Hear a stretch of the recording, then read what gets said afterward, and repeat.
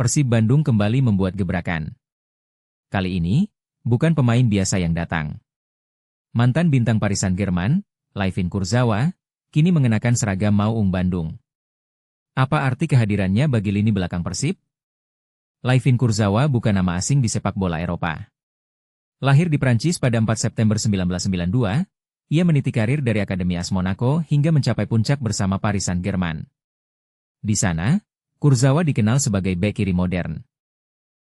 Cepat, agresif, dan berani membantu serangan. Ia terbiasa bermain di bawah tekanan tinggi, menghadapi pemain kelas dunia, dan tampil di laga-laga besar. Namun seperti banyak pemain top lainnya, karir Kurzawa juga mengalami pasang surut. Persaingan ketat, pergantian pelatih, dan tuntutan performa membuat perannya perlahan berkurang. Hingga akhirnya, ia mengambil keputusan besar dalam hidupnya, memulai babak baru bersama Persib Bandung. Bagi Persib, kedatangan Kurzawa adalah jawaban atas kebutuhan lama di sektor kiri pertahanan. Dalam beberapa musim terakhir, area ini kerap menjadi sorotan karena kurangnya konsistensi.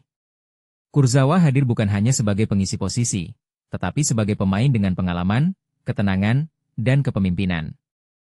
Secara taktik, Kurzawa memberi banyak opsi. Ia bisa bermain sebagai bek kiri murni, wingback saat Persib menekan, bahkan membantu membangun serangan dari sisi sayap.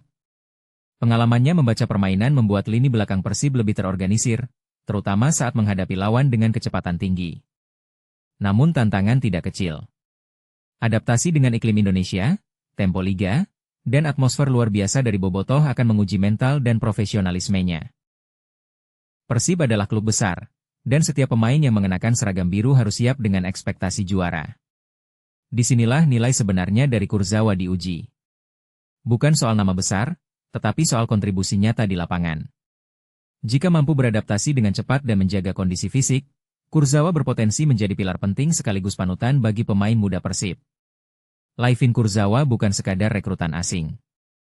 Ia adalah simbol harapan baru di lini belakang Persib Bandung. Namun tantangan terbesar justru ada pada adaptasi. Iklim, tempo permainan, dan atmosfer stadion di Indonesia sangat berbeda dengan Eropa. Persib bukan klub yang sunyi tekanan. Bobotoh selalu menuntut totalitas. Disinilah profesionalisme Kurzawa diuji, bukan oleh nama besar, tetapi oleh konsistensi dan kerja keras. Secara taktik, kehadiran Kurzawa memberi Persib banyak opsi.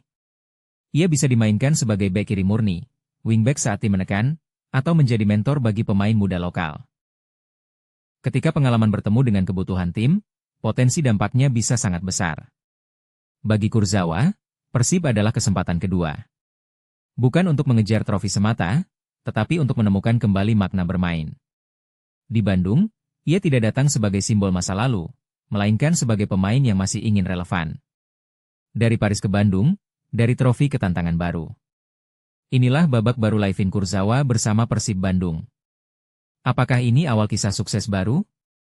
Waktu yang akan menjawab. Layvin Kurzawa datang membawa cerita panjang, bukan hanya tentang kejayaan, tetapi juga tentang kegagalan dan pembuktian ulang.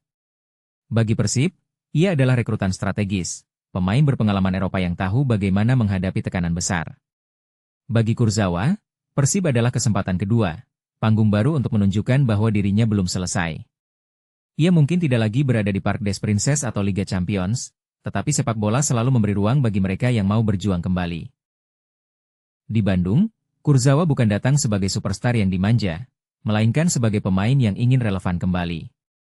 Kisah Layvin Kurzawa mengajarkan satu hal penting, 19 trofi tidak menjamin karir selalu berada di puncak.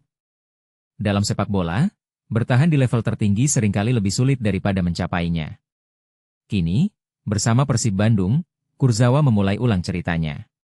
Bukan tentang masa lalu, tetapi tentang apa yang masih bisa ia berikan.